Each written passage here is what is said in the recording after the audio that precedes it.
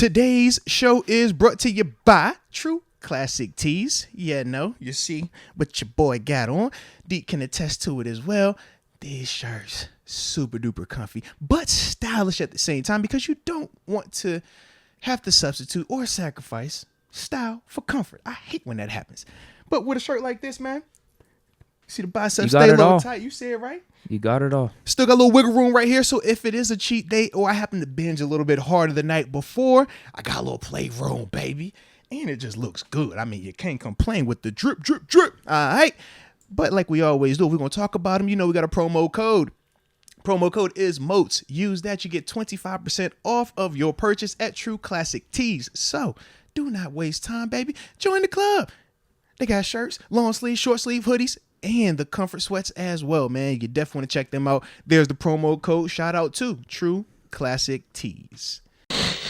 Come on, here. We need to find a way to get Addison. Hashtag the future. He did look nice in his route running, man. I'll tell you that. I like that the chat is not dissuaded by the 40 time or some of those athleticism scores that are coming in. Well, you know, little underwhelming compared to what the hype was coming in. I mean, that's Pickett's fault. Yeah. But I'll also...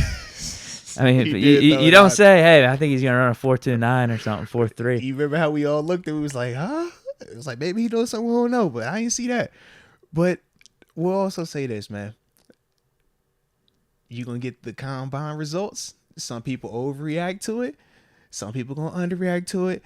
In terms of like the value of it, remember, it's just a part of the equation. The tape don't lie to you. Trust that tape. You take the combine in there, it does give you some facts, it does give you some information, but yeah, certain players you like, yo, I don't care what he ran, I know what his tape looked like. He one of them dudes for me. Yeah. And if anything, you should look at Pickett's comments and say, maybe that's what he feels like playing on the field. Come on now. Because there is in-game speed. Some guys. There absolutely is. Didn't we talk about that before the comment? Pickett feels like Addison runs like a 4.29 or a 4.3 when he's on the field. Yes. And that's what actually matters. No. And what's funny, too, is I looked at some other combine scores for receivers. Deontay Johnson. Tested very similarly to Jordan Addison. Actually, a worse 40. I think it was 4.5 something. So despite that, what do we say about Deontay Johnson? He gets the most separation out of receivers in the league. His quickness is elite, man. Darius Slay considered him a top 5 receiver last season. You know, else I looked at AB.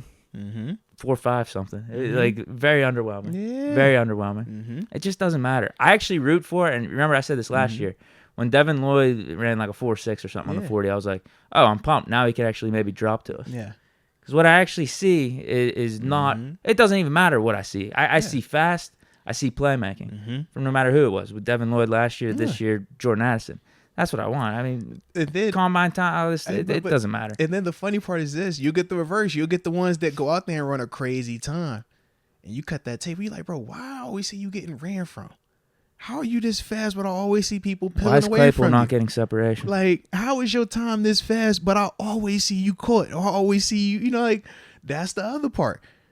So, yeah, I'm with you on that, man. The tape, though, that's definitely, you know, somewhere where I always like to reside at, man. He still ran a 4.49. Yeah, it's still not fast. Terrible. No. But they're saying with his body weight and stuff and his size, it you just didn't expect really faster. Play out as well as it should have.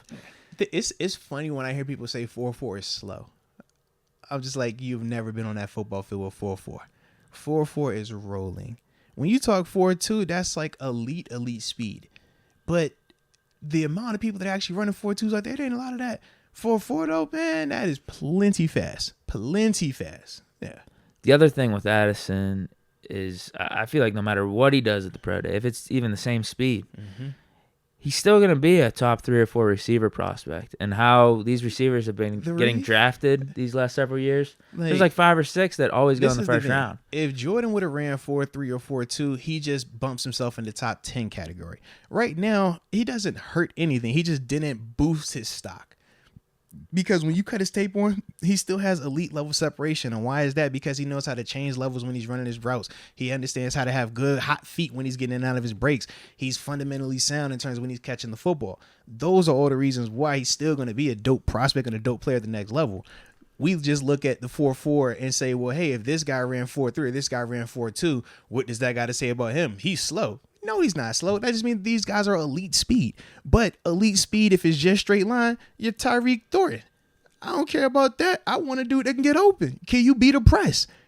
Can you sit down for a zone? Can I motion you? Can you be on the point? Like, what are you capable of? Jordan checks all them boxes, baby. So, yeah, I ain't tripping on that speed stuff like that. In terms of the timing of because he plays fast. You cut the tape on, do we ever feel like Jordan lacks the ability to create separation? No. At the end of the day, that's all that matters, baby.